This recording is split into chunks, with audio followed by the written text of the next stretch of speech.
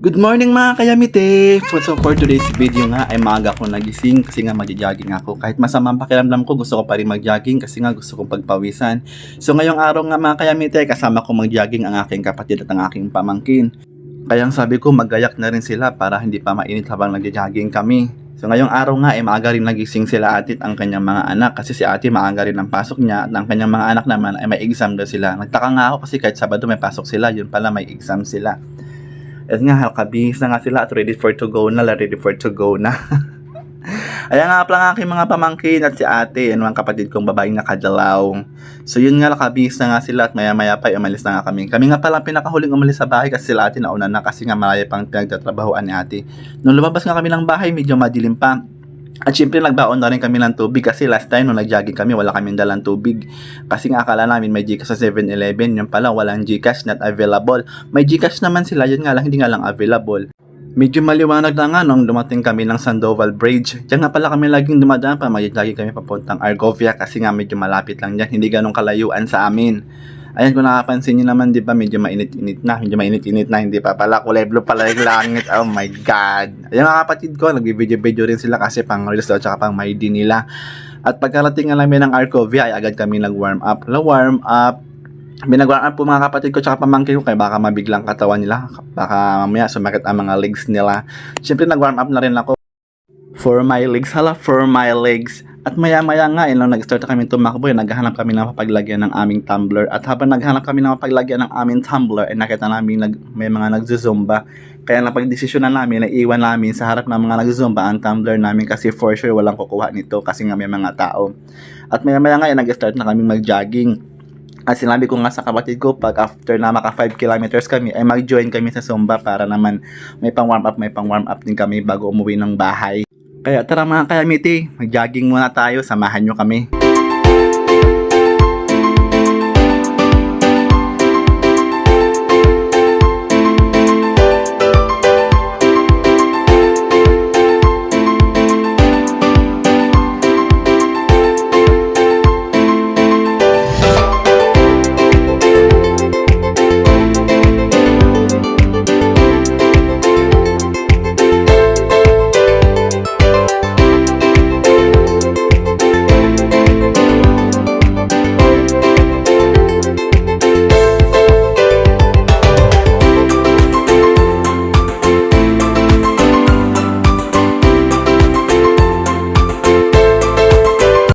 At dito nga mga kayamiti ay sumali na kami sa mga nagsusumba. Total wala naman siyang bayad. Basta after mag-zumba, sumama ka sa kanila magpa-picture. Fast forward ko na lang mga kayamiti para hindi halatang puro kaliwa ang ating mga paa. Oh my God! Wow!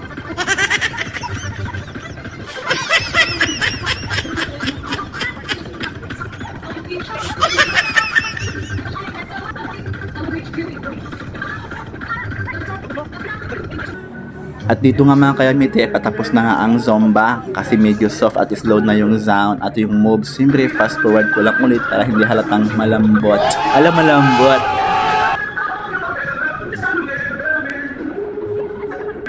Oh my God! Wow!